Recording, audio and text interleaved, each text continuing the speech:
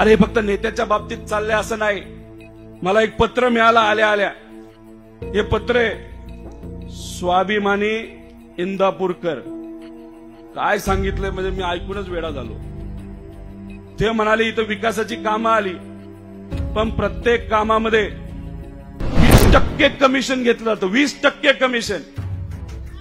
किती खरंय का खोटंय? खरंय का खोटंय? किती कोटीची कामं आली हो इथं? मी ऐकलं रोडची 700 कोटीची कामं आली. माझं गणित चुकतंय, मला जमत नाही गणित. 700 कोटी 20% किती होतं? 140 कोटी कोणाला मिळाले?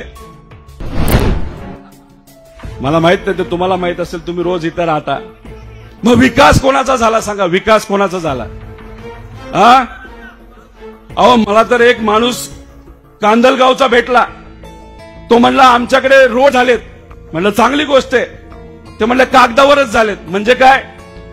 पैसे काढले पण रोड नाही झाले. असं झालंय का? कांदलगावचं कुणी आहे का इथं? झालं का असं? रोड दिसलेत का? नाही, रोड नाही झाले पण पैसे निघाले. अहो मला असं कळालंय की इथं बरेच खडी मशीन आहेत का?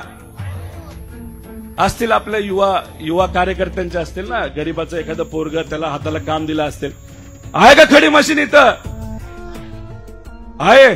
कोणाची आहे? अरे विकास चाललाय राव.